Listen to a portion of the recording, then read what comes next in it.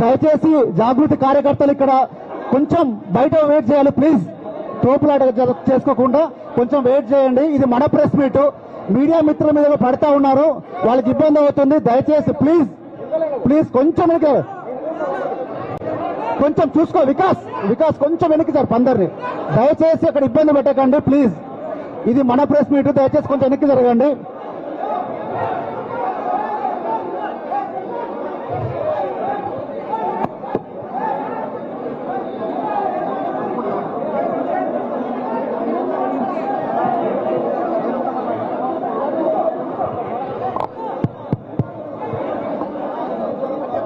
కవితమ్మ వెనక్కి జరుగునా, వెనక్కి ఇటు వెనక్కి వచ్చేబెట్టు.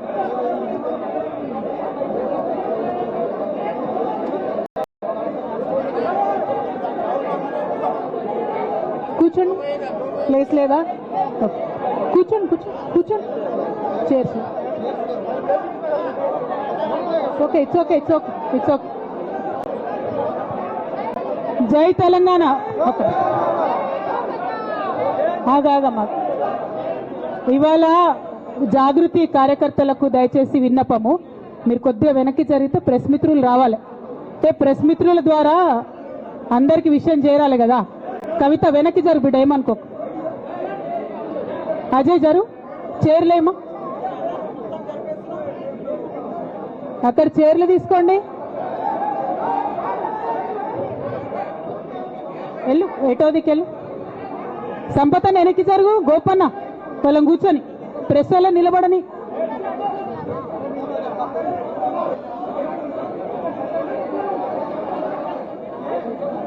ఒక 2 minutes. మా ఆఫీస్ జర చిన్నగా అయింది, ఏమనుకోద్దు ప్రెస్ మిత్రులు. కొన్ని చైర్స్ తీసుకోబా ఇక్కడ ప్రెస్ వాళ్ళకు. ఉమ్మగారు వద్దాం please. Let me address to everybody please. ఏ వెంకటి తొందరగా స్టార్ట్ చేయాలి, తొందరగా స్టార్ట్ చేయనా. జై తెలంగాణ, జై తెలంగాణ. రాజ్ కుమార్ వెనుకోళ్ళకి కనబడతలేదట. ఒక్కసారి కింద కూర్చోవా, కింద చైర్ తీసే ప్లీజ్, ఏమనుకో. ఓకేనా ఓకేనా.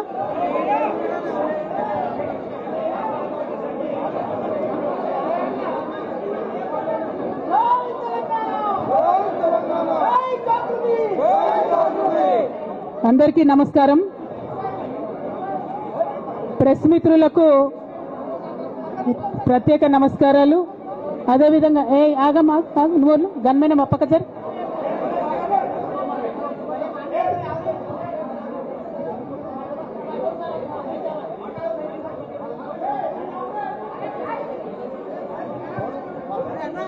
ఓకేనా, మాట్లాడనా. ప్రెస్ మిత్రులకు జరుగుతున్నటువంటి ఇన్కన్వీనియన్స్ కి క్షమించమని కోరుతా ఉన్నాను. అట్లానే ఇక్కడ ఇవాళ ఇంత పెద్ద ఎత్తున హాజరైనటువంటి జాగృతి కార్యకర్తలకు, నాయకులకు అందరికి కూడా హృదయపూర్వకంగా నా నమస్కారాలు తెలియజేస్తా ఉన్నాను. కానీ జాగృతి కార్యకర్తలు దయచేసి సాయిని వెనక్కి జరు, కూర్చోబెట్టు. ప్రెస్ వాళ్ళని ఫ్రీగా కూర్చొని వెనక్కి జరు బిడ్డ. అజయ్ సీనా ఒక్క అడుగు వెనక్కేనా ప్లీజ్. కొద్దిగా వాళ్ళు ఫ్రీగా నిలబడండి.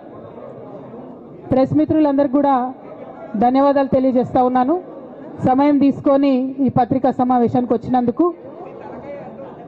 నిన్న మధ్యాహ్నం తర్వాత భారత రాష్ట్ర సమితి నుంచి ఒక ప్రకటన మీ అందరి ద్వారా నేను మీడియాలో చూడడం జరిగింది.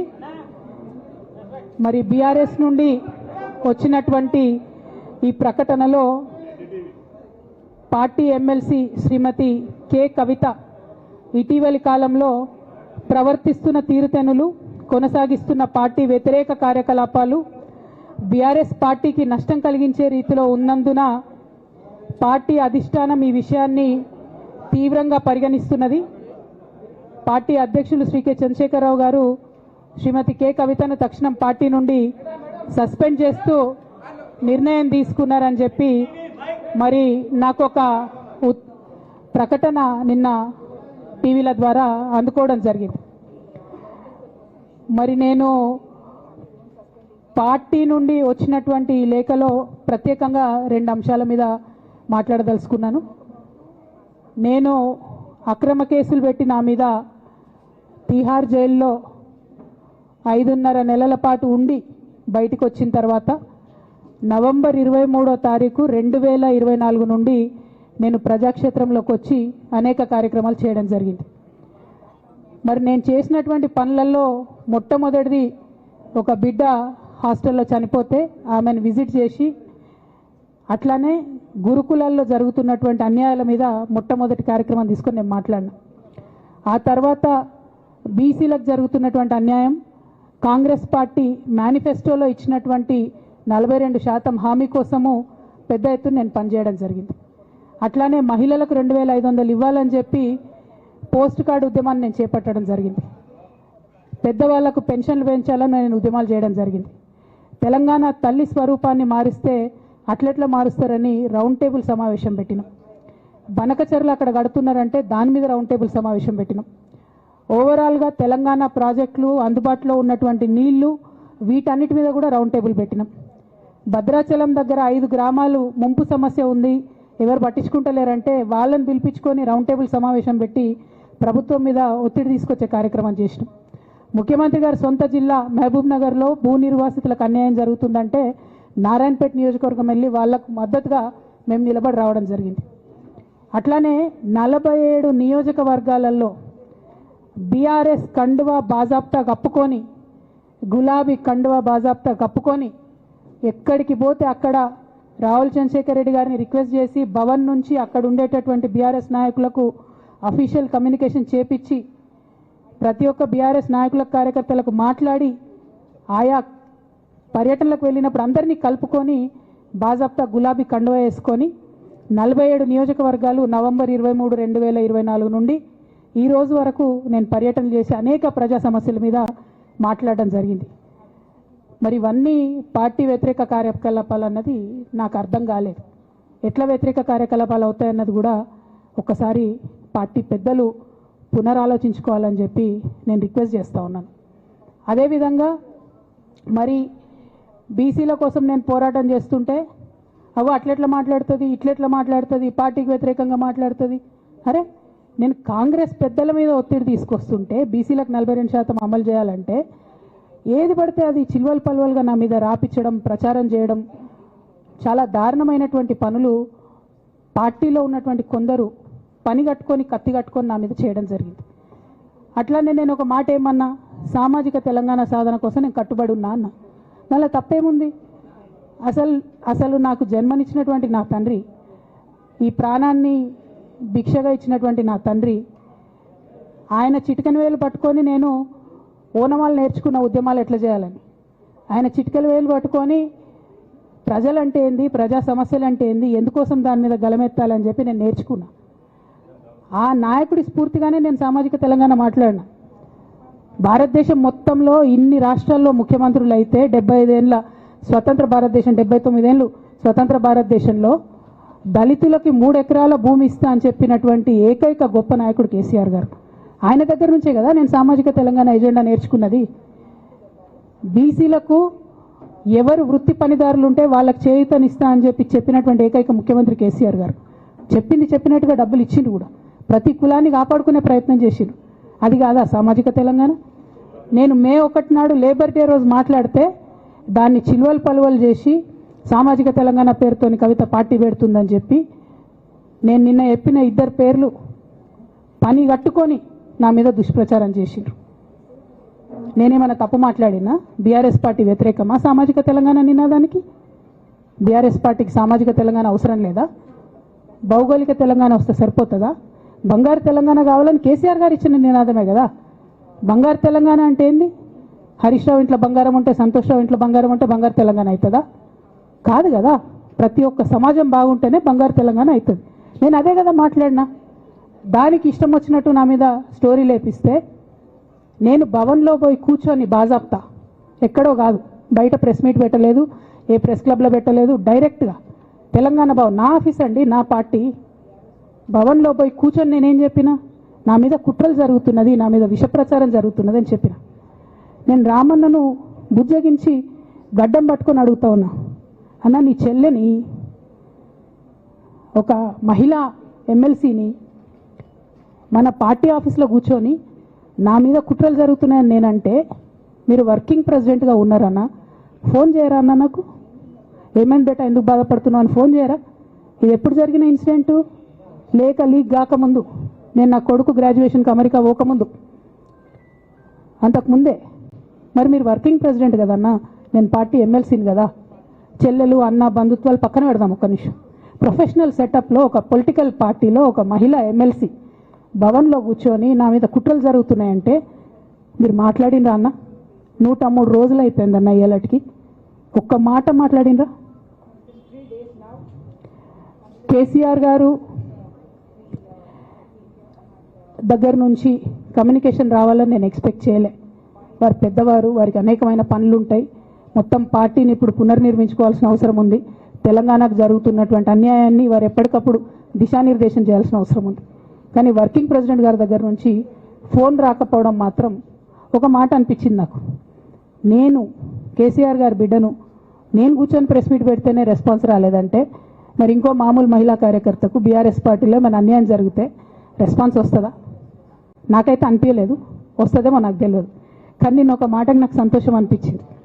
నాకు నోటీస్ రాగానే అక్కడ మహిళా ఎమ్మెల్సీలు కూర్చొని, మహిళలందరినీ కూర్చొని, ఫస్ట్ టైం అనుకుంటా భవన్లో 5 మహిళలు కూర్చొని ఇండిపెండెంట్గా ప్రెస్ మీట్ మాట్లాడింది. చాలా సంతోషం. ఇటువంటి అంతర్గత ప్రజాస్వామ్యం రావాలనే నేను కోరుకున్నా. మహిళలకు, ఎస్సీలకు, ఎస్టీలకు, బహుజనులకు కోటరీల అడ్డంకులు లేకుండా యాక్సెస్ రావాలి, అది మైక్కి యాక్సెస్ రావాలి, బాస్కి యాక్సెస్ రావాలనే నేను అనుకున్నా. అది జరిగింది, చాలా సంతోషం. నన్ను సస్పెండ్ చేసినాక అయినా పర్లేదు, కానీ జరిగింది. నిన్న మహిళలందరూ కూర్చొని మాట్లాడి నేనేమంటున్నా అంటే కేసీఆర్ గారు, కేటీఆర్ గారు, నేను, మా కుటుంబం, మాది రక్త సంబంధం. పదవులు పోతేనో పార్టీలకు వెళ్ళి సస్పెండ్ చేస్తేనో పోయేటటువంటి బంధం కాదు. కానీ ఎవరైతే వెస్టెడ్ ఇంట్రెస్ట్ ఉన్న పార్టీలు ఉంటారో, పార్టీలో ఉండి కేవలం డబ్బు సంపాదించుకోవాలనేటటువంటి ఒక ఆలోచనతో, వ్యక్తిగత లబ్ధి పొందాలనేటటువంటి ఆలోచనతో ఉన్నటువంటి వ్యక్తులు, వాళ్ళకి కావాల్సింది ఏంది? మేము ముగ్గురం కలిసి ఉండొద్దు, మా కుటుంబం బాగుండొద్దు, మా కుటుంబం విచ్ఛిన్నమైతేనే వాళ్ళకి అధికారం వస్తుంది. దాంట్లో భాగంగా ఇవాళ మొదటి స్టెప్పు నన్ను బయటేసిరు పార్టీలకు వెళ్ళి. అది ఇక్కడితో ఆగదు.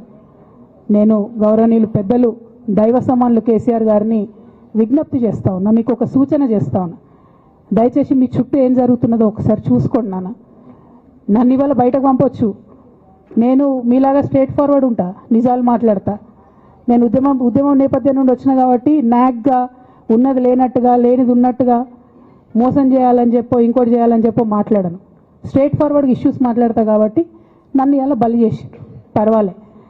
కానీ రేపటి నాడు ఇదే ప్రమాదం రామన్నకు కూడా పొంచుంది, రేపటి నాడు ఇదే ప్రమాదం మీకు కూడా పొంచుంది. అల్టిమేట్గా బీఆర్ఎస్ పార్టీని హస్తగతం చేసుకోవడానికి జరుగుతున్నటువంటి కుట్రలో భాగంగానే ఇవాళ నన్ను ఎలిమినేట్ చేయడం జరిగింది.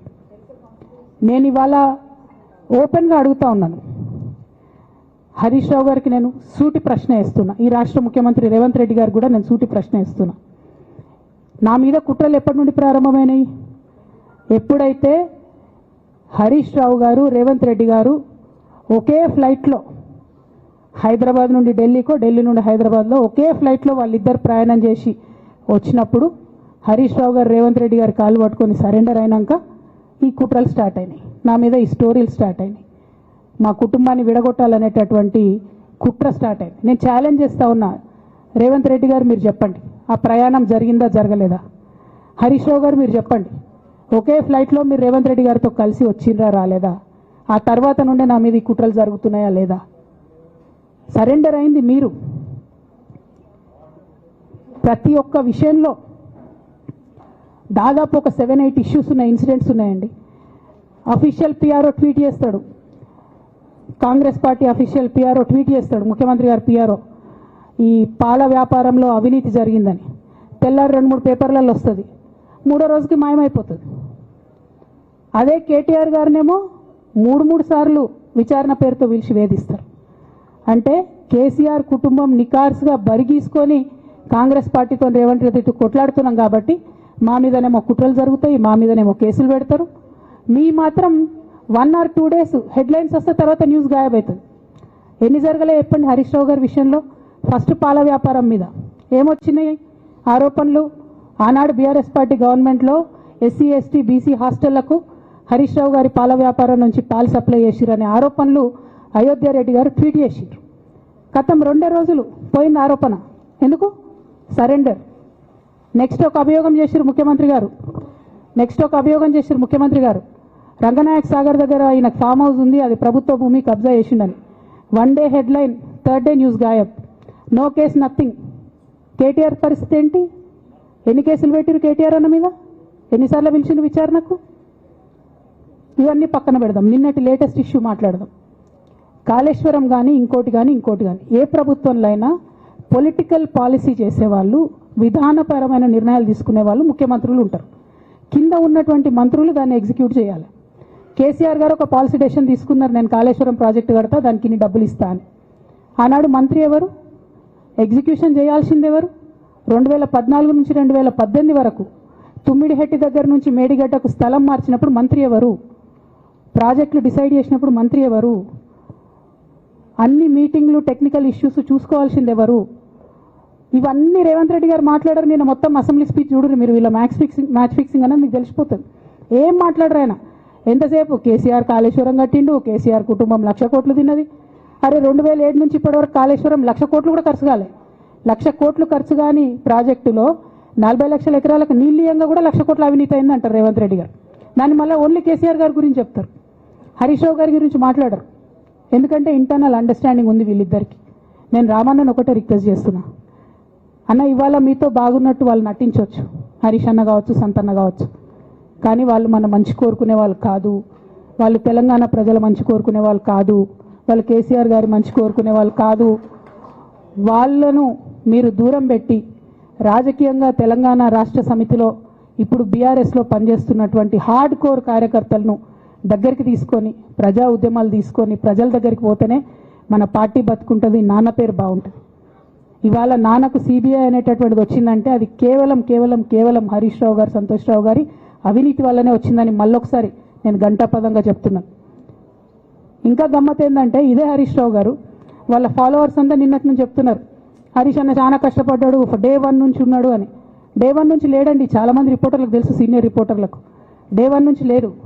పెద్దసారు టీడీపీ నుంచి బయటకు వస్తుంటే మామయ్య మనకెందుకు, డిప్యూటీ సీఎం మనం ఎందుకు రాజీనామా చేయాలి, ఈ ఉద్యమం ఏమవుతుందో, ఈ పార్టీ ఏమవుతుందో మనకు రిస్క్ ఎందుకని ఆనాడు ఈనాడు పేపర్లో వచ్చింది. 1,50,00,000 రూపాయలు తీసుకొని వ్యాపారం చేసుకుందామని హరీష్ రావు గారు ఎక్కడికో పోయిందని కూడా వచ్చింది. కటింగ్ కోసం దొరికినప్పుడు ఎప్పుడో ట్వీట్ చేస్తుందని. నేను బీఆర్ఎస్ పార్టీ ఆనాడు టీఆర్ఎస్ పార్టీ పెట్టినాక 9-10 నెలల తర్వాత వచ్చింది హరీష్ రావు గారు. డే 1 నుంచి లేరు. నమ్మకం లేకుండా ఆయన పార్టీ నిలబడుతుందో ఉంటుందో పోతుందో అని. ఓకే అయిపోయింది. రాగానే సారు పెద్ద హృదయం కాబట్టి క్షమించిరు, దగ్గర తీసుకున్నారు, ఎమ్మెల్యే కాకముందే మంత్రి ఇచ్చిర్రు, అన్ని రకాలుగా ఆదరించిరు, అన్నీ చేసిండ్రు. ఎప్పుడైతే పార్టీకి ఒక్క క్షణం చెడ్డ పేరు వచ్చిందో ఎక్కడ పోయిండండి ఈయన? చక్కగా పోయి వైఎస్ రాజశేఖర రెడ్డిని కలవలే? మీ అందరికి గుర్తులేదు ఆ ఫోటో? సీనియర్ నాయకులందరికీ బాగా మాట్లాడతారు, అన్ని దగ్గర ఉన్నా, నేనే ఉన్నా, నేను ఎక్కడ లేను. నిన్న పాపం చాలా మంది ఈ కొత్త సోషల్ మీడియా పిల్లలు ఉన్నట్టు వాళ్ళకి హిస్టరీ తెలియదు అనుకుంటా, అందుకే చెప్తున్నా ఇవాళ. అదేవిధంగా నేను పెద్ద ట్రబుల్ షూటర్ అంటారు. ట్రబుల్ షూటర్ కాదు, ఈజ్ బబుల్ షూటర్. ఆయన ఏంటంటే ట్రబుల్ ఆయన్నే క్రియేట్ చేస్తాడు, చేసి నేనే సాల్వ్ చేసినట్టు నటిస్తాడు. నేను లేటెస్ట్ ఎగ్జాంపుల్ చెప్తా పట్టురు. నేను మొన్న దాసోజు శ్రవణ్ అన్న ఎలక్షన్ ఎమ్మెల్సీ ఎన్నికలలో బీఆర్ఎస్ పార్టీ డిసైడెడ్ ఒకటే క్యాండిడేట్ని పెడదామని. కానీ హరీష్ రావు గారు ఇంటర్నల్గా బీజేపీ వాళ్ళతో మాట్లాడుకొని ఏం చెప్తారంటే, మీ దగ్గర నుంచి ఒక క్యాండిడేట్ని ఇవ్వండి, నేను మామయ్యని కన్విన్స్ చేసి 2వ క్యాండిడేట్కి పెట్టిస్తా అంటే he wants to create a trouble. ఈ క్రైసిస్లో ఆల్రెడీ మన పార్టీలోకి వెళ్ళి 10 మంది ఎమ్మెల్యేలు వెళ్ళిపోయినాక, 38 మందిలో 10 మంది పోయినాక నువ్వు ఇంకో సెకండ్ క్యాండిడేట్ని పెడితే ఎంత కన్ఫ్యూజన్ అవుతుంది? ఎవరెవరు ఎటెట్ ఓట్లు వేస్తారు?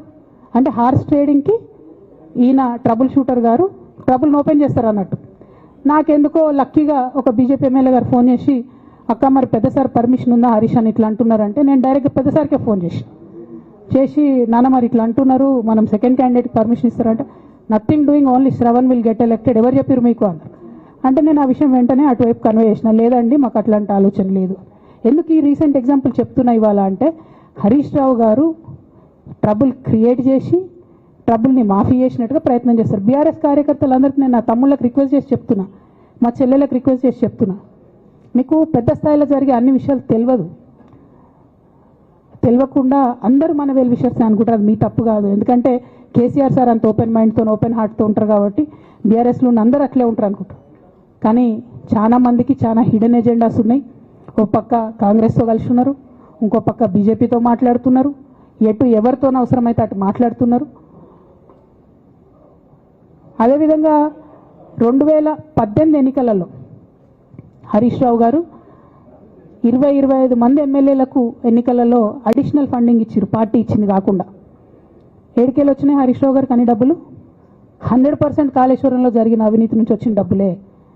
ఆయన ఆలోచన ఏం చేసిందంటే, ఏమన్నా కొద్దిగా అటు ఇటు అవుతుందేమో రిజల్ట్, నా దగ్గర ఎమ్మెల్యేస్ ఉండాలని ఆలోచన చేశాను. నీకు అసలు అట్లాంటి ఆలోచన ఎందుకు వచ్చింది? నేను కట్టప్పలాంటోని కేసీఆర్ గారి దగ్గర ఉండేటోని అంటావు కదా, నీకేం అవసరం వచ్చింది ఎమ్మెల్యేస్కి సపరేట్గా ఫండింగ్ ఇవ్వడానికి? ఎవరికి తెలియదు అనుకుంటారా? ఇది ఎవరు చెప్పారు అనుకుంటారా? ప్రతి ఒక్కరు చెప్తారు ఎమ్మెల్యేస్ ఓపెన్, నా పేర్లు కూడా తెలుసు, చెప్తే బాగుండదు, ఎమ్మెల్యేలు ఇబ్బంది పడతారు.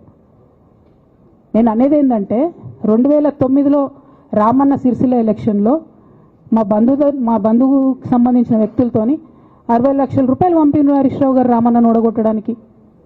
నిన్నగాక మొన్న ఒక వీడియో మీరు కూడా చూసిరు, ఒంటేరు ప్రతాప్ రెడ్డి గారిది. మీ మామయ్యను ఓడగొట్టమని ఎంతంటే అంత డబ్బులు ఇస్తా అని చెప్పిర్రని. ఓ పక్క కేసీఆర్ గారిని ఓడగొట్టాలి, ఓ పక్క కేటీఆర్ గారిని ఓడగొట్టాలి. నిజామాబాద్లో నా ఎంపీ సెగ్మెంట్లో అందరు ఎమ్మెల్యేలను మేనేజ్ చేయాలి, అందరిని మన కేసీఆర్ కుటుంబాన్ని ఓడగొట్టాలి, విచ్ఛిన్నం చేయాలి. కానీ కేసీఆర్ గారి పేరుతో వచ్చేటటువంటి బెనిఫిట్స్ మాత్రం అన్నీ కావాలి. మరి ఇటువంటి వారిని నా రిక్వెస్ట్ కేసీఆర్ గారితో కేటీఆర్ గారితో, వారిని మీ పక్కన పెట్టుకొని నిజం మాట్లాడే నన్ను బయటకు పంపితే మరి పార్టీ బాగుంటుందా? దయచేసి ఆలోచన చేసుకోండి. నేనేమంటున్నా రామన్న మిమ్మల్ని అంటే, నా మీద మీకు కోపం ఉండొచ్చు, నా మీద ఏముందో ఎవరేం చెప్పారో నాకు తెలియదు. నేను మాత్రం నా ప్రాణం పోయినా కేసీఆర్ గారికి హాని జరగాలని కానీ కేటీఆర్ గారికి హాని జరగాలని కానీ కోరుకోను. అది నా నైజం కాదు. ఆడపిల్లలకు అట్లుండదు. ఆడపిల్లలు ఇల్లు బాగుండాలనుకుంటారు. నా మనసుకి ఎంత గాయం అయితే, నాకు ఎన్ని అవమానాలు అయితే, నాకెంత ఇన్సల్ట్ అయితే, నా మీద ఎన్ని కుట్రలు జరిగితే నేను ఇట్లా మాట్లాడుతున్నది నా బాధ, ఇది నా ఆవేదన. నాన్న చూస్తలేరేంది వీళ్ళని అన్నది ఆవేదన, చూసుకుంటా క్షమిస్తారేంది ఇంకెన్నిసార్లు క్షమిస్తారు అన్నది నా బాధ. అంతే తప్ప నాకేం కోపం ఉంటుంది? ఎందుకు కోపం ఉంటుంది? నాకు ఎన్ని జన్మల పుణ్యం ఉంటే కేసీఆర్ లాంటి తండ్రి దొరుకుతాడు? కోట్లలో ఒకరికి ఉండేటటువంటి తండ్రి నాకు దొరికిండు. ఆయన లేకపోతే నేనెవరు ప్రపంచానికి తెలుస్తుందా? నాకెందుకు అవసరం ఉంటుంది? నాకేం కోపం ఉంటుంది కేసీఆర్ గారి మీద? నాకు బీఆర్ఎస్ పార్టీ మీద ఎందుకు కోపం ఉంటుంది? నాకు 27 సంవత్సరాలు ఉన్నప్పుడు నేను నా కొడుకుని చిన్న పిల్లగాన్ని పసిగుడ్డుని ఎత్తుకొని ఇక్కడికి వస్తే ఆ రోజు నుంచి ఈ రోజు వరకు నేను రోడ్డు మీదనే ఉన్నా, ఉద్యమాలే చేస్తున్నా, పోరాటాలే చేస్తున్నా, తెలంగాణ ప్రజల కోసం పనిచేస్తున్నా. 2014 నుంచి అధికారంలో ఉన్నప్పుడు కూడా నా ఇంటి దర్వాజాలు ఎప్పుడు తెలిసే ఉన్నాయి. ఇక్కడున్న మీడియా మిత్రులందరికీ తెలుసు. అధికారంలో ఉన్నా లేకున్నా నేను ఇట్లనే ఉన్నా. అధికారంలో ఉన్నప్పుడు నన్ను ఏమి సాగనీయకుండా నన్ను ప్రతిపక్ష ఎమ్మెల్యేని చూసినట్టు, ప్రతిపక్ష ఎంపీని చూసినట్టు చూసినా నేను ఇట్లనే ఉన్నా, ఓపెన్ మైండ్తోనే ఉన్నా. నేను కోరేది ఒకటే, కేసీఆర్ గారి ఆరోగ్యాన్ని కాపాడండి రామన్న, పార్టీని కాపాడండి, పార్టీలో ఉన్న కార్యకర్తల్ని కాపాడండి, అందరు బాగుండేలాగా ప్రజా సమస్యలు తీసుకోండి. నాకు అంతకుమించి కావాల్సింది ఏం లేదు.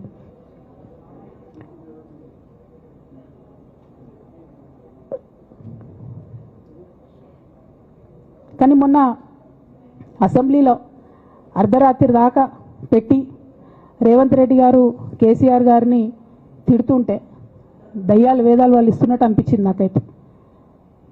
దానికి ఈయన హీరోలాగా ఎదుర్కొన్నాడు, ఈయన 6 అడుగుల బుల్లెట్ అని పార్టీ అంతా ట్వీట్ చేస్తే, మరి 6 అడుగుల బుల్లెట్ ఎవరికి గాయం చేస్తుంది? ఎండ్ ఆఫ్ ద డే ఇవాళ అయితే నన్ను గాయపరిచింది, రేపు రామన్నను గాయపరుస్తారో కేసీఆర్ని గాయపరుస్తారో.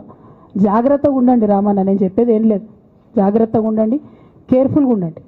ఎట్ ద సేమ్ టైం ఈ హరీష్ రావు గారి కారణంగా గమ్మత్ ఏముంటుందంటే, ఒకసారి హంపి పోతారు వీళ్ళందరూ, మీ అందరికీ తెలుసు ఆ స్టోరీ. హంపీకి పోయి పాటలు పాడుకుంటారు, మొత్తము చాలా మంది కలిసి కేసీఆర్ గారిని చాలా అవమానకరంగా మాట్లాడతారు, ఒక పార్టీని వెన్నుపోటు కొడదామని డిజైన్ చేశారు. ఇదంతా వీరికి తెలుసు, హరీష్ రావు గారికి తెలుసు. నేను ఆ రోజు సాక్ష్యం ఉన్న హరీష్ అన్న వచ్చి లిటరల్లీ రామన్న చేతులు పట్టుకొని, అరే మామయ్యకి ఎప్పుడు సింక్ ఆర్ సేల్, నేను మామయ్యతోనే ఉంటా అని చెప్పి అక్కడ మాట్లాడుకున్న వాళ్ళందరినీ పెద్దసారి దగ్గర అవుట్ చేసిండి. ఆ తర్వాత పర్యవసానంలో ఈటల రాజేంద్ర అన్న బయటికి వెళ్ళడం. ఈ మహానుభావుడు వల్ల జగ్గారెడ్డి దగ్గర నుంచి మొదలు పెడితే, చెరుకు శ్రీనివాసరెడ్డి ముత్యంరెడ్డి అన్న కొడుకు దగ్గర నుంచి మొదలు పెడితే, రఘునందన్ రావు గారు, మైనంపల్లి గారు, విజయశాంతి గారు, విజయరామారావు గారు, ఆయన పాత పెద్ద ఆయన ఉండే ఈటల రాజేందర్ గారు, వీళ్ళందరూ పార్టీలకు వెళ్ళి పోయినారు కదా. పోలేదా? ఇవన్నీ హరీషన్న చేసినాయి కాదా? ఆనాడు దుబ్బాక ఉప ఎన్నిక ఎందుకు ఓడిపోయినాం? దుబ్బాక ప్రజలకు ఇప్పటికి కూడా గుర్తుంటుంది. వాళ్ళందరూ ఒకటే మాట చెప్తారు, ఈయన సిద్దిపేటకు తప్ప రూపాయి రానియాడు దుబ్బాకకు, ఈయన వచ్చి ప్రచారం చేసిండు కాబట్టి మేము ఓటేయాలని ఓపెన్గా చెప్పారు ఆనాడు ఎన్నికలలో. దానికి ఏం రాపించుకుంటాడు ఈయన పేపర్లల్లో? ఒంటరి పోరాటం చేసి ఓడిన హరీష్ రావు. అసలు ఓడిపోయిందే మీ వల్ల కదా. మీరు మీడియా మేనేజ్మెంట్లో సూపర్ అలా డౌట్ ఏం లేదు. రామన్న యూట్యూబ్ మేనేజ్ చేసి నా మెయిన్ స్ట్రీమ్ మీడియా మేనేజ్ చేస్తాడు అంతే, అంతకుమించి వేరే ఏం లేదు. నేను రామన్నని రిక్వెస్ట్ చేస్తున్నా, మీరు కూడా ఆ స్కిల్ నేర్చుకోండి అన్న. అట్లనే ఈటల రాజేందర్ గారు ఉప ఎన్నిక దగ్గరుండి హరీష్ అన్న గెలిపిలేదా అండి ఈటల రాజేందర్ని? ఆనాడు పీసీసీ అధ్యక్షుడిగా ఉండి రేవంత్ రెడ్డి గారు ఏమంటారు, కాంగ్రెస్ పార్టీ ఓడిపోతుంది ఇడా అని చెప్పి ఆయన ముందే డిక్లేర్ చేసిండు, ముందే చేతులు ఎత్తేసిండు. హరీష్ అన్న ఆడ పోయి కూర్చొని మరి ఈటల రాజేందర్ అన్నని గెలిపించొచ్చిండు. ఈ బంధం రేవంత్ రెడ్డి గారిది, హరీష్ రావు గారిది అప్పటి నుంచి కొనసాగుతుంది, కొత్త బంధం ఏం కాదు ఇది. నేను కేసీఆర్ గారిని పెద్దల్ని రిక్వెస్ట్ చేసేది ఒకటే, ఈయన చేస్తున్న నక్కజిత్తుల్ని దయచేసి గమనించండి. ఇవాళ నేను బయట పోతా కావచ్చు, నాదేముంది, ఉద్యమంలోకి వెళ్ళి వచ్చినా వాళ్ళ ఉద్యమంలోకే పోతా, నాకు భయం ఏముంటుంది, నాకు ఎన్నడూ పదవుల మీద ఆశ లేదు.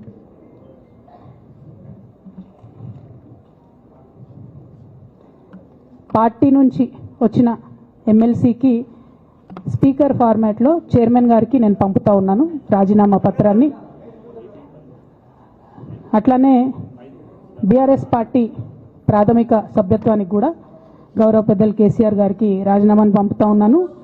దీన్ని మన రావుల చంద్రశేఖర్ రెడ్డి గారికి తెలంగాణ భవన్కి వారికి నేను పంపుతా ఉన్నాను. ఎందుకు ఇవి ఇప్పుడే చూపించినా అంటే, పదవుల మీద నాకు ఎప్పుడు ఆశ లేదు. మేము ఉద్యమంలోకి వచ్చింది ఎందుకంటే మా నాన్న ఒక్కరు ఇంత ఒంటరి పోరాటం చేస్తున్నారు, ఎంత వీలైతే అంత ఆయనకు మద్దతు ఇవ్వాలని వచ్చినాం. ఆనాడు మేము ఉద్యమంలోకి వచ్చినప్పుడు పార్టీ అధికారంలోకి వచ్చే ఆస్కారమే లేకుండే, తెలంగాణ వస్తుందో రాదే అనే అనుమానాలు అంతటా ఉండే. మేము ఉద్యమంలో కొట్లాటలో లాఠీ దెబ్బలు తినడం కోసం, జైల్లోకి పోవడం కోసం ఆనాడు వచ్చినాం ఉద్యమంలోకి. అధికారంలోకి వస్తామనుకొని రాలే. రామన్న అయినా నేనైనా కేవలం నాన్న కోసమే వచ్చినాం ఉద్యమంలోకి. అందుకే మా కుటుంబం మీద కుట్ర. ఈ కుట్రను గమనించమనే నేను మా కుటుంబాన్ని కోరుతా ఉన్నా. ఇక పెద్దసార్కు నీడలాగా సంతోష్ రావు గారు ఉంటారు. ఇక సంతోష్ రావు గారి గురించి 2 నిమిషాలు చెప్తా, అంత పెద్ద సీనున్న మనిషి కాదు కానీ చెప్పాలి. ఎందుకంటే కూరల ఉప్పు ఎట్లుంటుంది ఈయన అట్లా అన్నట్టు, ప్రతి దాంట్లో చెడగొట్టడానికి కొంచెం ఉండాలి కదా అట్లాంటి వాడు. కాబట్టి చెప్పక తప్పదు ఈయన గురించి. చెప్పులో రాయి చెవులో జోరిగా అంటాం కదా, అట్లాంటి టైపు. కాబట్టి ఖచ్చితంగా చెప్పాలి. విషయం ఏంటంటే, ఈయన ధనదాహం ఎట్లాంటిదంటే సంతోష్ రావు గారిది, రామన్న కాన్స్టిట్యున్సీ, కేటీఆర్ అన్న కాన్స్టిట్యున్సీ నేరెళ్లలో ఇసుక లారీ గుద్ది ఒక దళిత బిడ్డ చనిపోతాడు. సరే, దాని మీద పాపం అక్కడ ఆ రోజు అందరు యాజిటేషన్ చేస్తే, ఈయన సంతాన అడ్వాంటేజ్ ఏంది, ఈడ కూర్చుంటాడు కదా సార్ దగ్గర, సీఎంఓలకి వెళ్ళి ఫోన్ చేసి అక్కడ ఉన్న పోలీసు వాళ్ళందరినీ ఒత్తిడి పెట్టి 7 దళిత బిడ్డల్ని కొట్టినరండి. 3-4 సార్లు 3rd డిగ్రీ వేస్తే ఇలా 7 కుటుంబాలు కూడా వాళ్ళు ఎందుకు కూడా ఏ పని చేసుకోలేనటువంటి పరిస్థితులలో ఆ దళిత బిడ్డలు ఉన్నారు. అది మొత్తం రాజకీయంగా బ్లేమ్ అంతా రామన్న మీదకి వచ్చింది. ధనదాహమేమో సంతన్నది, నేరం చేసిందేమో సంతన్న, వీడికెళ్ళి ఫోన్లు చేసి ఒత్తిడి చేసి కొట్టిపించిందేమో సంతన్న, చెడ్డ పేరేమో రామన్నకు వస్తుంది. ఈ ఎగ్జాంపుల్ చెప్పడం కోసమే నేను ఈయన గురించి చెప్తున్నా, వేరే ఏం లేదు. ఇక సరే, టానిక్ వీనిక్ ఈ వీటిలో వచ్చిన కేసులు ఏమవుతాయి? రేవంత్ రెడ్డి గారు ఆర్భాటంగా ఒక అనౌన్స్మెంట్ చేస్తారు. నేను ఇంతకుముందు చెప్పిన కదా, మ్యాచ్ ఫిక్సింగ్ ఎట్లుంటుందంటే 1 డే న్యూస్ అవుతుంది, టానిక్లో ఈయన మీద కేసు పెట్టిరని. 3వ రోజు పోలీసు వాళ్ళు ఎఫ్ఐఆర్ కొట్టేసారు. అది మీరు ఇంకా కనుక్కోండి. కాజ్ చేసేసారు, కేసు మూసేసారు. ఏం అండర్స్టాండింగ్ ఉంది, ఎందుకు మూసేసారు? At the same time Harithaharam, తెలంగాణకు హరితహారం అని పెద్దలు కేసీఆర్ గారు పెద్ద కళతోని 230 కోట్లు అక్కడ గోబీ డెజర్ట్ల వాళ్ళు చెట్లు పెట్టి చైనాను కాపాడుకున్నారు. మనం అదే స్థాయిలో తెలంగాణను బాగు చేసుకోవాలని పెద్దసారి హరితహారం అని పెడితే, ఈయన దాంట్లో నకిలీ ప్రోగ్రామ్ గ్రీన్ ఇండియా ఛాలెంజ్ అని పెడతాడు. తెల్లారులేస్తే సినిమా వాళ్ళని తీసుకురావాలి, రోజు ఒక ఫోటో వేసుకోవాలి, దాని వెనుక ఉన్న కుట్ర ఏంటంటే జీవో అమెండ్మెంట్ అవుతుంది సంతోష్ గారి గురించి. ఆ ఫారెస్ట్లను 10% ఇన్కమ్ ఎవరన్నా ఇస్తే అమ్యూజ్మెంట్ పార్క్లకు ఇస్తారన్నట్టు. దానికోసం జీవో అమెండ్ అవుతుంది. దానికి ప్రభాస్ గారిని, చిరంజీవి గారిని, అనేక మంది సినిమా స్టార్లను మోసం చేసి వాళ్ళని తీసుకుపోయి వాళ్ళతో ఫోటోలకు పోజులు ఇప్పించి ఫారెస్ట్లను కొట్టేయాలని ప్లాన్ అయినది. ఇక ఈయనకి 2-3 మనుషులు ఉంటారు సంతనకి. ఆయన పోచంపల్లి శ్రీనివాస్ రెడ్డి అని ఎమ్మెల్యే. ఇది నాకు విషయం ఎవరు చెప్పారంటే మన పల్లరాజేశ్వరరెడ్డి అన్ననే చెప్పిండు. మీకు ఏమైనా డౌట్లు ఉంటే ఆయన అడగొచ్చు. ఈ పోచంపల్లి శ్రీనివాస్ రెడ్డి అనేట ఆయన వరికోల్ అనే ఊరు, సామాన్య కుటుంబం, మధ్యతరగతి కుటుంబం. ఇవాళ అక్కడ ఆయన శ్రీమంతుడు అని పిలుస్తారు పోచంపల్లి శ్రీనివాస్ రెడ్డి గారిని. ఇక్కడ నాకు పల్లరాజేశ్వరరెడ్డి గారు చెప్పిన సమాచారం ప్రకారం మోకిల్లాలో mega Srinivas Reddy, mega company ఉంది కదా, ఈ కాళేశ్వరంలో అవినీతి చేసిన mega company plus Pochampalli Srinivas Reddy గారు కలిసి 750 కోట్ల విల్లా ప్రాజెక్ట్ చేస్తున్నారు మోకిల్లాల. ఏడుకేళ్ళు వచ్చినాయి అవి? అవినీతి డబ్బులు కాదా? ఎట్లా వస్తాయి? ఎవరైనా who is this Pochampalli Srinivas Reddy? Santosh Rao classmate. అది తప్ప ఆయనకున్న అర్హత ఏం లేదు. ఆయనకి ఎమ్మెల్సీ వస్తుంది, కాంట్రాక్ట్లు వస్తాయి, ఇంకేందో వస్తాయి. అట్లనే నవీన్ రావు అని ఇంకొక ఎమ్మెల్సీ ఉంటాడు. ఆయన డైరెక్ట్గా మా ముఖం పట్టుకొని అందరం కూడా అంటాడు, నాకు ఎమ్మెల్సీ ఇచ్చింది కేసీఆర్ గారైనా నాకు దేవుడు సంతోష్ అంటాడు ఆయన. నిన్న మొన్న వాళ్ళ ఫాదర్ని పట్టుకున్నారు పేకాటల. ఏమైంది కేసు? ఆల్రెడీ నవీన్ రావు గారు పోయి మన ముఖ్యమంత్రి గారు కాళ్ళు పట్టుకున్నట్టుగా తెలిసింది. వాళ్ళ తండ్రిని విడిచిపెట్టారు, ఈయన మీద భూ కబ్జా కేసులు ఉంటే అవి విడిచిపెట్టారు. అంటే ఓ పక్క సంతోష్ రావు గ్యాంగు, ఇంకో పక్క హరీష్ రావు గ్యాంగు 100కు 100% రేవంత్ రెడ్డి గారితో, ఇక్కడున్న కాంగ్రెస్ ప్రభుత్వంతో, అవసరమైన సందర్భంలో పైనున్న బీజేపీతోని వాళ్ళు కోఆర్డినేషన్లో ఉండి బీఆర్ఎస్ పార్టీకి జలగల్లాగా పట్టి పీడుస్తున్నారు. నిరంతరం బీఆర్ఎస్ పార్టీకి నష్టం చేస్తున్నారు. ఎంత దారుణానికి ఒడిగట్టిరంటే ఆఖరికి నా ఓటమితో ప్రారంభమైంది అది. నిజామాబాద్లో నా ఓటమిలో కుట్రలు చేశారు. ఆనాడే మనం రివ్యూ చేసుకుంటే బాగుండలేదు. కానీ ఇప్పుడు అది ఎక్కడికి వచ్చింది? కామారెడ్డిలో పెద్దసారి ఓడిపోయేదాకా వచ్చింది పరిస్థితి. మూడోసారి ప్రభుత్వం పోయేదాకా వచ్చింది పరిస్థితి. ఒక్కొక్క ఎలక్ట్ అయిన ఎమ్మెల్యేని, ఓడిపోయిన ఎమ్మెల్యేలు పత్రికా మిత్రులు మీరు మాట్లాడండి. సంతోష్ రావు గారి బాధితులు నాకు మామూలుగా ఫోన్ చేస్తలేరు. అచ్చా, ఈ కంపెనీ పేరు బ్లూఫిన్ అట, మోకిలా. పల్లరాజేశ్వరరెడ్డి అని అప్పుడు పంపిన మెసేజ్ చూస్తున్న పాతది. Bluefin company Mokila. అయితే నేనేమంటున్నా అంటే ఇంత స్పష్టమైనటువంటి నేను ఇస్తున్నా. రేవంత్ రెడ్డి గారిని నేను ఛాలెంజ్ చేస్తున్నా. మరి ఎందుకు మీకు మీ ఏసీబీ వాళ్ళకు వీళ్ళ ఇండ్లు అడ్రస్లు దొరుకుతలేవా? ఏం అండర్స్టాండింగ్ ఎందుకు లేదు మీకు? లేకపోతే మీరు చర్యలు ఎందుకు తీసుకుంటలేరని నేను సూటిగా రేవంత్ రెడ్డి గారిని ప్రశ్నిస్తున్నా. ఇక తర్వాత వారు ఏం చేస్తారన్నది నాకు సంబంధం లేదు. ఇక నేను మాత్రం పర్టికులర్గా మళ్ళీ ఒకసారి నా బీఆర్ఎస్ పార్టీ కుటుంబ సభ్యులందరికీ, మా సొంత కుటుంబ సభ్యులకు కూడా రిక్వెస్ట్ చేస్తున్నది ఏంటంటే, నాకు 27 సంవత్సరాలు ఉన్నప్పుడు నేను రాజకీయాల్లోకి వచ్చిన, తెలంగాణ ఉద్యమం కోసం వచ్చిన. ఇవాళ నాకు 47 సంవత్సరాలు. అంటే నా 20 సంవత్సరాల జీవితం అంతా కూడా నేను బీఆర్ఎస్ పార్టీ కోసం, కేసీఆర్ గారి కోసం, తెలంగాణ జాగృతి కోసం, తెలంగాణ ప్రజల కోసం, తెలంగాణ ఆడబిడ్డల కోసం నేను గడిపిన. సడన్గా ఇవాళ నీకేం సంబంధం బీఆర్ఎస్తో అని, నువ్వెవరు అని చెప్పి సస్పెన్షన్ ఒకసారికి పంపిస్తే చాలా బాధాకరంగా ఉంది. పర్వాలేదు, అయినా నాకు ప్రజలు ఉన్నారు, నేను వాళ్ళ దగ్గర పోతా, వాళ్ళతో పాటు ఉంటా. కానీ బీఆర్ఎస్ పార్టీలో ఉన్న నాయకుల, కార్యకర్తలకు రిక్వెస్ట్ చేస్తాను, సోషల్ మీడియాలో వచ్చే పిచ్చి పిచ్చి పట్టుకొని ప్రజాప్రతినిధులు ప్రెస్ మీట్ పెట్టిరు నిన్న భవన్లో. నేను నిన్న మొన్నటి రోజు వాళ్ళ మీద ప్రెస్ మీట్ పెట్టినప్పుడు ఏమన్నా, కేసీఆర్ గారికి నష్టం చేసిన పార్టీ ఉంటే ఎంత పోతే ఎంత అన్న. సోషల్ మీడియాలో ఉన్న బీఆర్ఎస్ పార్టీ కొంతమంది దుర్మార్గులు ఉన్నారు, సోషల్ మీడియా వెంగు చూసేటోళ్ళు. వాళ్ళ ముంగట విషయం కట్ చేసిరు. ఏది కేసీఆర్ గారికి నష్టం చేసిన విషయం కట్ చేసి బీఆర్ఎస్ పార్టీ ఉంటెంత పోతెంత నేను అన్నా అని చెప్పి ప్రచారం చేస్తున్నారు. నాదే పార్టీ, బీఆర్ఎస్ పార్టీ. 20 ఏళ్ళు నేను కష్టపడ్డా. నేను తెలంగాణ జాగృతి పెట్టి ఇండిపెండెంట్గా పనిచేసినప్పుడు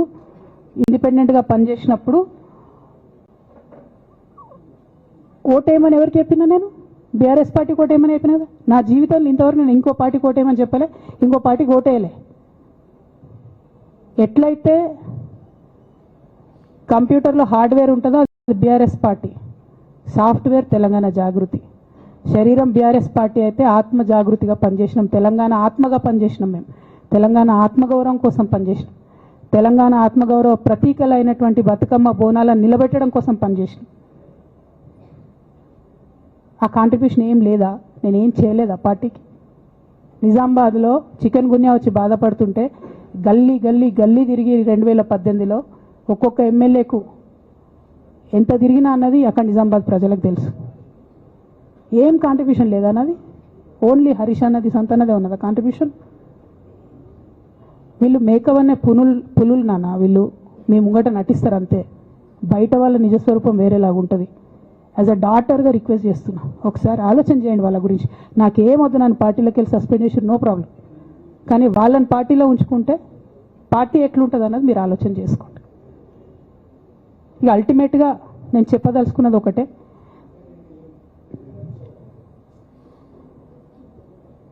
కలికాలం కాబట్టి అబద్ధాలు చెప్పేటోళ్ళది మోసం చేసేటోళ్ళది నడుస్తుంది. టెంపరీగా వాళ్ళది నడుస్తున్నది, వాళ్ళది నడిచింది, విజయం సాధించారు కాబట్టి ఇవాళ సస్పెన్షన్ నాకు వచ్చింది. బట్ నేను ఇదివరకు చెప్పినా మళ్ళీ చెప్తున్నా, నేను కర్మ సిద్ధాంతాన్ని నమ్ముతా. ఖచ్చితంగా ఇంతకు ఇంత దేవుడు వాళ్ళకి అనుభవింపజేస్తాడు, అందులో ఏం ఆలోచించాల్సినటువంటి అవసరం లేదు. Thank you. జై తెలంగాణ, జై కేసీఆర్, జై తెలంగాణ, జై కేసీఆర్.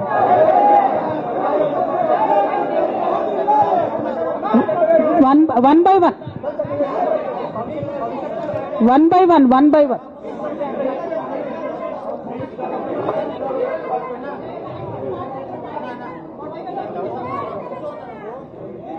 ఒక 1 minute హిందీలో చెప్పేసే అన్న, బయట నేషనల్ మీడియా మిత్రులందరూ అడుగుతున్నారు.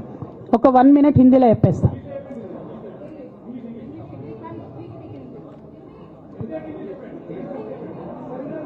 आज तेलंगाना की बेटी होने के नाते पूरे देश की जनता के साथ मैं ये बात कहना चाहती हूँ, पिछले 20 सालों के मेरे जिंदगी में मैंने हर दम हर वक्त बीआरएस पार्टी के उन्नति के लिए, तेलंगाना जनता के उन्नति के लिए, तेलंगाना के रैयतों के, तेलंगाना के महिलाओं के, तेलंगाना के युवाओं के उन्नति के लिए मैंने काम किया है.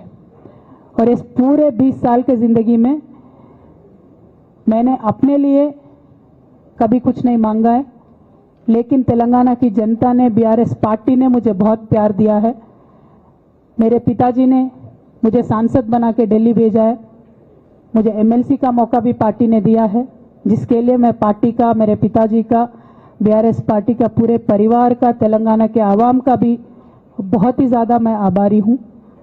लेकिन जो भी मुझे रिस्पॉन्सिबिलिटी दिया गया था, मैंने पूरे शिद्दत के साथ काम किया है.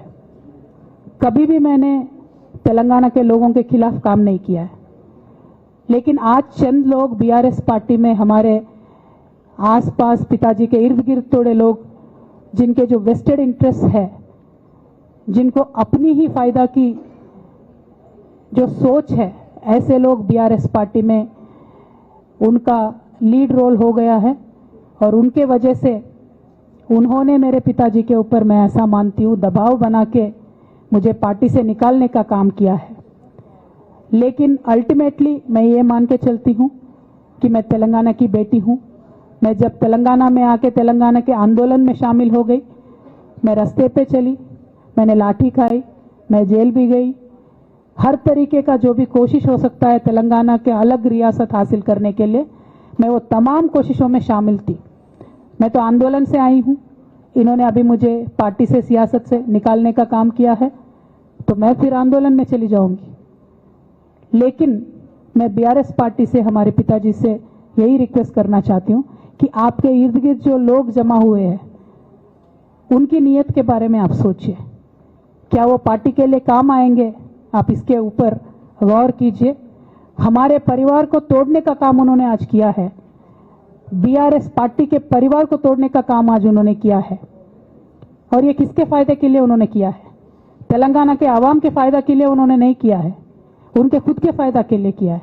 तो मैं मेरे पिताजी से, बीआरएस पार्टी से यही रिक्वेस्ट करना चाहूंगी कि ऐसे लोगों को पहचानिए, उनकी असली रूप आप पहचानिए, और उनके ऊपर जो भी एक्शन हो सकता है वो लीजिए. और मैं तेलंगाना चीफ मिनिस्टर रेवंत रेड्डी जी से भी डिमांड करती हूँ कि आपने जो बीआरएस के परिवार को तोड़ने का आज काम किया है, हमारे बीआरएस में जो धोखेबाज लोग हैं उनसे मिलके आपने जो बीआरएस के परिवार को तोड़ने का कोशिश किया है, तेलंगाना की आवाम आपको इसका जवाब जरूर देगी. Thank you. జై తెలంగాణ. ఒకరు చెప్పండి.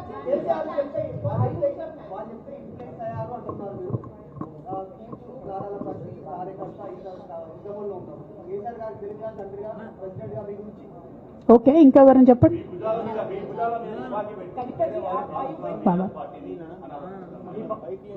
ఏమా నా భుజాల మీద తుపాకి పెట్టి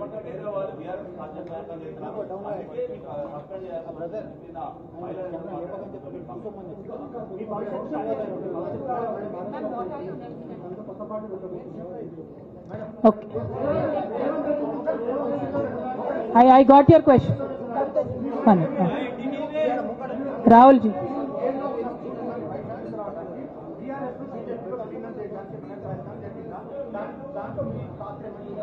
రాహుల్ గారు మీరు పాత క్వశ్చన్ అడుగుతున్నారు. కొత్త ఇష్యూ ఏంది అని అంటే బీఆర్ఎస్ పార్టీలో సస్పెన్షన్లో ఖచ్చితంగా కేసీఆర్ గారి మీద ఒత్తిడి తీసుకొచ్చే ఈ సస్పెన్షన్ చేశారని నేను నమ్ముతా ఉన్నాను. ఒక్కొక్కసారి ఏమవుతుందంటే చిన్న వ్యక్తులు బాగా నడుస్తుంది, పరిస్థితులు సందర్భాన్ని బట్టి పెద్ద వ్యక్తులు కూడా కొన్ని కఠినమైన నిర్ణయాలు తీసుకోవాల్సి వస్తుంది. కేసీఆర్ గారు ఈ నిర్ణయం ఎందుకు తీసుకున్నారో అని అడిగేంత పెద్దదాన్ని కానీ అంత రాజకీయ అనుభవం కానీ నాకు లేదు. సో వారు తీసుకున్నటువంటి నిర్ణయాన్ని నేను శిరసా వహిస్తాను. వారు ఎందుకు తీసుకున్నారో ఈ నిర్ణయం నాకు తెలియదు. కానీ నాకు ఒక సమస్య ఉంది, నేను రాసినటువంటి లెటర్ లీక్ అయిందని చెప్పి 100 రోజులైంది. ఆ సమస్య జరిగి 100 రోజులైంది. ఆ 100 రోజుల కన్నా ముందు కూడా నా మీద వివక్ష కొనసాగిందని ఇవాళ నేను మీకు ఎగ్జాంపుల్స్తో సహా చెప్పే ప్రయత్నం చేశాను. ఆ 100 రోజుల నుంచి జరుగుతున్నటువంటి పరిణామాలను కూడా మీ అందరి ముందు పెట్టిన. ఈ 100 రోజులలో పార్టీ ఎప్పుడు కూడా నన్ను ఎక్స్ప్లెనేషన్ అడగలేదు. నిన్న నన్ను సస్పెండ్ చేసే ముందు కూడా నన్ను ఎక్స్ప్లెనేషన్ అడగలేదు. ఇంకా చెప్పిన కదా, విచిత్రమైన విషాదం ఏంటంటే సడన్గా డిసిప్లినరీ కమిటీ పుట్టుకొచ్చింది. సడన్గా ఈయన రవీంద్రరావు అంటే దాంట్లో సంతకం చేసిండు. ఆయననే సార్ని తిట్టిండు మళ్ళీ మొన్న ఎలక్షన్ ఓడిపోయినప్పుడు. సో ఈ అన్నీ చూసి నాకేమనిపిస్తుందంటే చాలా ఒత్తిడిలో చాలా ప్రెషర్ పెట్టి సార్తో చేపించారని నేను అనుకుంటున్నాను.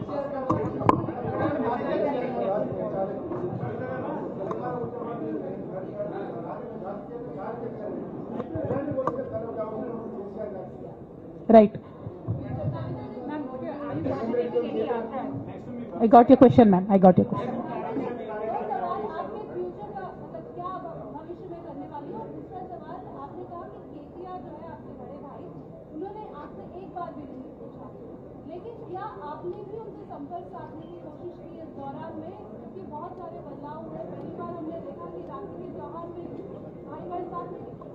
నేనేమంటున్నా అంటే కేసీఆర్ గారి రాజకీయ పరిజ్ఞానాన్ని క్వశ్చన్ చేసేంత స్థాయి నాకు లేదు, అంత అవగాహన కూడా నాకు లేదు. కాకపోతే పెద్ద నాయకులు అనేక సందర్భాల్లో ఒత్తిడికి గురైనటువంటి విషయాలు చరిత్రలో మనం చూసినాం. ఇవాళ అదే జరిగిందని నేను భావిస్తున్నా. 1. 2, నేను ఈ లేఖ అనేటటువంటిది రిలీజ్ అయిన తర్వాత ఎప్పుడు కేసీఆర్ గారికి కొంచెం ఇబ్బంది జరిగినా, అది కాళేశ్వరం కమిషన్కి వారు పిలుపుకొచ్చినా, 2 సార్లు వారు యశోద హాస్పిటల్కి వచ్చినా, నా చిన్న కొడుకు అమెరికాకి తీసుకెళ్లే సందర్భమైనా నేనే వారి దగ్గర పోయినా. నాకేం బేషనే ఉంటుంది, ఆయన మా నాన్న కదా. నేను పోయిన తర్వాత ఈ దుష్ట చతుష్టయం ఏదైతే ఉన్నదో, ఈ 2 గ్యాంగులు ఏవైతే ఉన్నాయో అక్కడ జరగనిది జరిగినట్టుగా మీడియాలలో విచిత్రమైన వార్తలు రాపించారు. ఎంత ఘోరం అంటే నేను నా కొడుకుని తీసుకపోతే నన్ను గన్మెన్లు రాలేదట. జరుగుతుంది అని ఎక్కడన్నట్ల ఇటువంటివన్నీ మెయిన్ స్ట్రీమ్ పత్రికలు రాస్తాయి. మరి విచిత్రం నాకు అర్థం కాదు. మెయిన్ స్ట్రీమ్ పత్రికలు అనేటటువంటి ఇట్లాంటి వార్తలు మరి ఆడ ఎవరు లేని కూడా లేరు. ఎవరు చెప్పిరు, ఎందుకు రాపిచ్చిరు? సో నేనేమంటున్నా అంటే నేను ఎప్పుడు నాన్న దగ్గరికి వెళ్ళడానికి చూసినా కూడా మా మధ్య స్పర్ధ పెంచడానికి అనేకమైన వార్తలు రాపిచ్చి అనేకమైన కుట్రలు ఈ గత 103 రోజులుగా కొనసాగుతూనే ఉన్నాయి నా మీద. కానీ అంతకుముందు కూడా జరిగినాయనేదే నేను చెప్తున్నా. అందులో భాగంగానే రాఖీ రోజు కూడా ఒక 24 గంటల ముందే నేను అన్నకు కూడా మెసేజ్ పంపిన. అన్న రేపు రాఖీ ఉంది, నేను వచ్చి కడతాను, మీడియా లేకుండా వచ్చి కడతాననే మెసేజ్ పంపిన. బట్ అన్న బిజీగా ఉండే ఎక్కడికో వెళ్ళిండ్రు, నేను అర్థం చేసుకున్నాను, అందుకే వెళ్ళి రాఖీ కట్టలేకపోయినాను. సో నేను నా వైపు నుంచి ఎక్కడ కూడా కమ్యూనికేషన్ చేయడానికి ప్రయత్నంలో లోపం జరగలేదు. అటువైపు నుండి కమ్యూనికేషన్ రాలేదు. నేను చెప్పాలనుకున్నవి నేను ఎత్తుకున్న ప్రజా సమస్యలు ఈ 103 రోజులలో మీ ముందున్నాయి, అవి చేస్తూనే ఉన్నా. ఇక భవిష్యత్తుకు సంబంధించినటువంటి విషయం నేనేం ఆలోచించలేదు. ఎందుకోసం అంటే నిన్న నోటీస్ రావడం అనేటటువంటిది డెఫినెట్గా నేను కొంచెం బాగా బాధపడ్డా. నాకెందుకు నోటీస్ వస్తుంది, మరి నా లేఖ లీక్ అయింది, లీక్ చేసింది ఎవరు అంటే చేసినటువంటి వ్యక్తుల మీద ఎందుకు విచారణ జరగలేదు అనేటటువంటిది ఖచ్చితంగా పార్టీ అంతర్గతంగా ఆలోచన చేసుకోవాలి. అంటే నన్ను ఏం మాట్లాడకుండా నన్ను డైరెక్ట్గా ఉరిదీస్తారు. నేను ఎవరి మీద అయితే కంప్లైంట్ చేసినో కనీసం వాళ్ళను అడిగినరా, అడగలేదా, చర్యలు తీసుకున్నారా, తీసుకోలేదా, ఏమీ చెప్పకపోతే, ఆ మాత్రం అంతర్గత ప్రజాస్వామ్యం లేకపోతే బయట ప్రజలకు మనం ఏం చెప్తామన్నది నా ప్రశ్న.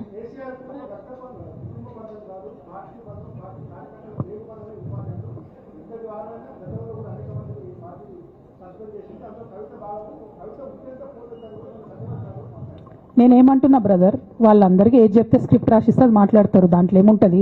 ఇప్పుడు పెద్ద సంఘటన జరగడం ఏంటిది, నన్ను పార్టీ నుండి విడగొట్టాలనేటటువంటి ఒక నిర్ణయం అది జరిగింది. జరిగిన తర్వాత ఇవన్నీ జరుగుతూనే ఉంటాయి, చిన్న చిన్న విషయాలు. అవంతా వ్యక్తులను సీరియస్గా తీసుకోవాల్సిన అవసరం లేదు.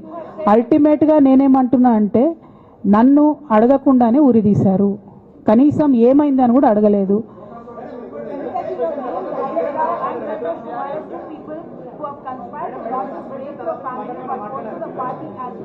But this has also been portrayed as a succession battle that your father actually chose your brother as a political heir and that you want space in the political party as a leader, and that's the reason why you have started making this kind of reverse statement. Madam నువ్వులోకి తీసాను madam. నేనేమంటున్నా అంటే, నేనేమంటున్నా అంటే, ఇప్పుడు నేను మాట్లాడే press meet చూస్తున్నటువంటి రాజకీయ నాయకులకు కావచ్చు, బీఆర్ఎస్ పార్టీకి సంబంధం లేని వ్యక్తులకు కావచ్చు, వాళ్ళకి ఇదొక ఎంటర్టైన్మెంట్, ఇదొక వార్త. కానీ నాకు నా లైఫ్, మా బీఆర్ఎస్ పార్టీ కార్యకర్తలకు వాళ్ళ లైఫ్. సో నేను చాలా తీవ్రమైనటువంటి బాధలో గంభీరంగా ఉండి మాట్లాడేటటువంటి ప్రయత్నం చేస్తున్నాను. నేనేమంటున్నా అంటే కుటుంబంలో జరిగినటువంటి అనేక అంశాలను నేను చెప్పను కూడా, ఎందుకంటే అది ప్రజలకు అనవసరం. అది నేను ఆ బాధను పంచుకుంటే మీరు తట్టుకోలేరు కూడా. నేను చాలా గట్టిదాన్ని, మొండిదాన్ని, దయ్యాన్ని కాబట్టి తట్టుకొని నిలబడ్డా. కానీ నా ప్లేస్లో వేరే వాళ్ళు ఉంటే తట్టుకోలేరు. సో కుటుంబంలో ఇంటర్నల్ విషయాలు నేను మాట్లాడతలేను, ఓన్లీ పొలిటికల్ ఇష్యూసే నేను మాట్లాడుతున్నా. పొలిటికల్గా నన్ను సైడ్ లైన్ చేసి, నన్ను సస్పెండ్ చేసి, పార్టీకి అనుక్షణం నష్టం చేస్తున్న ఆ ఇద్దరు వ్యక్తులను, వారి గుంపును, వారి ముఠాను పార్టీ ఎట్లా మోస్తుంది అనేటటువంటిది నా ప్రశ్న. సరే, నిన్న మొన్న ఆ గుంపుకు సంబంధించిన వ్యక్తులు అన్ని చోట్ల నా ఫ్లెక్సీలు చింపేసి నాకు దిష్టిబొమ్మలు, శవయాత్రలు ఎందెందో వేసిరట. ఈ ఉత్సాహం కేసీఆర్ గారి మీద సిబిఐ ఎంక్వైరీ చేస్తా అని రేవంత్ రెడ్డి గారు అన్నప్పుడు ఎక్కడ చచ్చిపోయింది ఆ ఉత్సాహం అని నేను అడుగుతా ఉన్నా. ఎందుకు చేయలే రేవంత్ రెడ్డి గారి దానాలు, దిష్టిబొమ్మలు ఎందుకు చేయలే? ఏం అండర్స్టాండింగ్ ఉంది మీకు? నా ప్రశ్న సింపుల్. నన్ను వ్యక్తిగతంగా ఏదో చేస్తారన్నది కాదు. నాకు నష్టం జరిగేదే లేదు, ఎందుకంటే ప్రజలు చూస్తున్నారు, ప్రజలు గమనిస్తున్నారు. తెలంగాణ ఆడబిడ్డలు తమ ఇంటి ఆడబిడ్డలుగా ఆదరించారు నన్ను. ఒక్కొక్కరు అడిగితే అర్థమవుతలే, ఏం అర్థమవుతలే.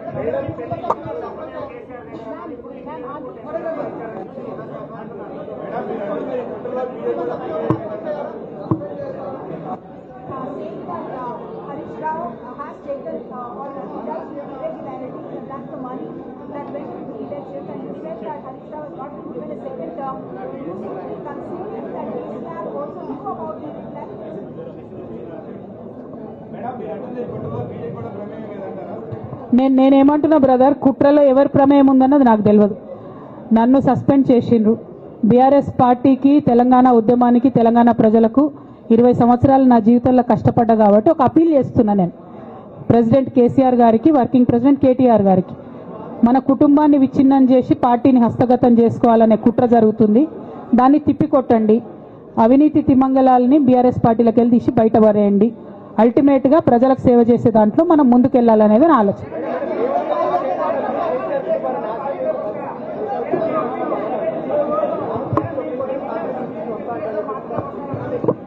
ఇక్కడ ఇంకో మాట చెప్పాలి బ్రదర్, నేను నిన్నటి నుంచి పేపర్లలో నేను ఈ పార్టీలో ఏరుతున్నా, ఆ పార్టీలో ఏరుతున్నా అని వచ్చింది. నేను ఏ పార్టీలో కూడా చేరను, నాకు ఏ పార్టీతో అవసరం లేదు.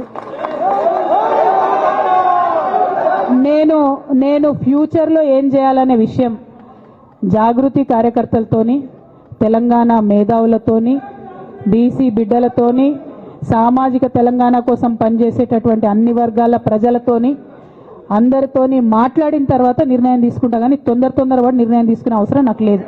1, 2 ఏదో నిర్ణయం తీసుకోవాలనేటటువంటి విషయంతో నేను పనిచేయడం లేదు. జరిగినటువంటి పరిణామాలను ఒక్కొక్కటిగా ఎదుర్కొంటూ వస్తున్నాను. నిన్న జరిగినటువంటి పరిణామం చాలా కీలకమైనది. నా జీవితంలో అత్యంత ముఖ్యమైనటువంటి పరిణామం.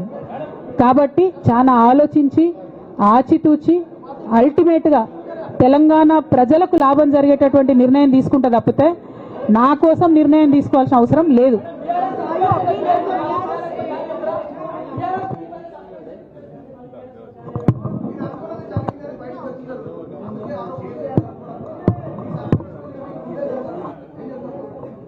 నాకెట్లా తెలుస్తుంది సస్పెన్షన్ గురించి? నాకైతే రేవంత్ రెడ్డికి ఉన్నట్టు ఆడ దూతలు లేరు. అక్కడ సార్ సగం ఇడ్లీ తింటే బయటకు చెప్పేటటువంటి సిస్టమ్ నా దగ్గర లేదు. సో అక్కడ ఏం జరిగిందో నాకు తెలియదు, ఎవరు నా గురించి ఏం చెప్పారో నాకు తెలియదు. Ma'am, it is but natural. అమ్మతోని మాట్లాడకుండా ఎవరైనా ఉంటారా? First of all.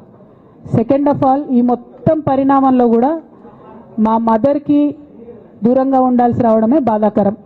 ఇంతకు మించి బాధ ఇంకోటి లేదు. పొలిటికల్ పొజిషన్స్ వస్తాయి పోతాయి, ఇవి వేస్ట్. ఇవి అమ్మలేని లోటు ఎవరు కూడా తీర్చలేరు.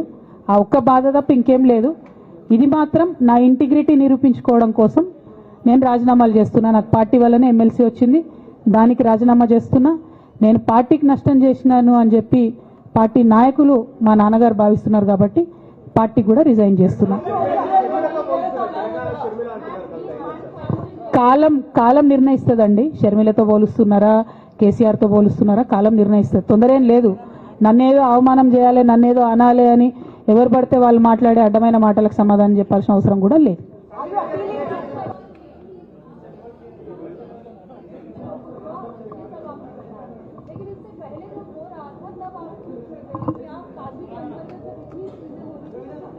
మేడం, అంతకుముందు జరిగినటువంటి ప్రతి ఒక్క విషయం కూడా నేను ఇంటర్నల్గా చెప్తూనే వస్తున్నా. ये हमारी जो लेटर लीक होने से पहले भी जो पार्टी में मेरे खिलाफ एक्टिविटी चल रहे थे, जैसे पार्टी का हमारा चैनल है टी न्यूज़ चैनल, बहुत महीनों से मेरा नहीं दिखाते मैडम टी न्यूज़ में, क्योंकि वो संतोष राव चलाते. मेरा न्यूज़ नहीं आता टी न्यूज़ में. अभी नमस्ते तेलंगाना में बंद करे, वो अलग बात. बहुत रिसेंटली उनका बहुत देर के बाद बंद करे. टी न्यूज़ में कब का बंद कर दिया? ये सारे चीजें भी मैं बताई पार्टी में, लेकिन जब तक मेरा लेटर पब्लिक नहीं हुआ तब तक मैंने पब्लिकली अपने कभी भी दिक्कत मैंने किसी को नहीं बताया. जब लेटर उन्होंने खुद पब्लिक किया तो मुझे मजबूर होकर आज बात करना पड़ रहा है. ఏమా ఒక్క నిమిషం ఒక్క నిమిషం మా నిజామాబాద్ బిడ్డ ఏదో అడుగుతాను. ఒక్క నిమిషం చెప్పరా.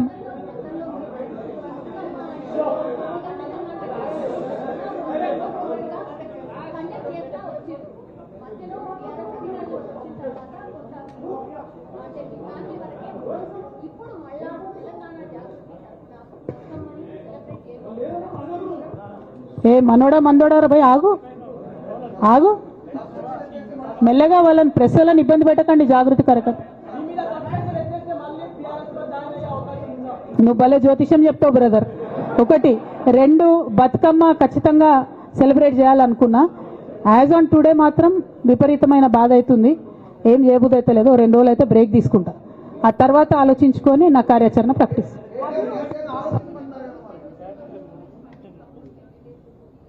Madam, not couple, more than 20. I have all the names. I don't want to name.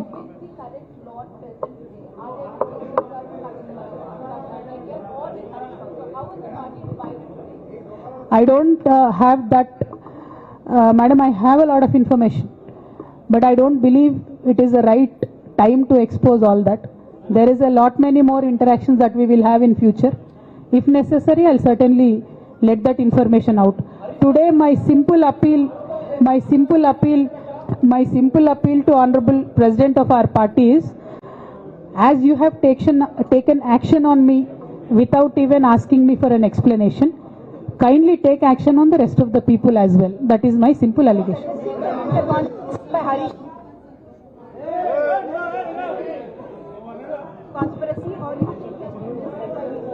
Madam, our family, me, myself and my brother and my father, they do not want us to be united, and unfortunately I believe they are filling my brother's ears and my father's ears, and I believe that they have succumbed to that malign campaign that has happened against me, and I hope they will soon realize that I am not the one who is hurting the party.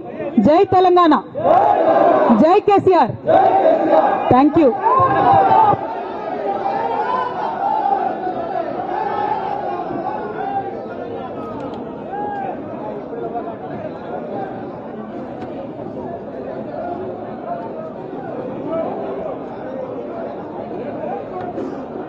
Navinachari, Srikanth Gaud, Lalita Yadav,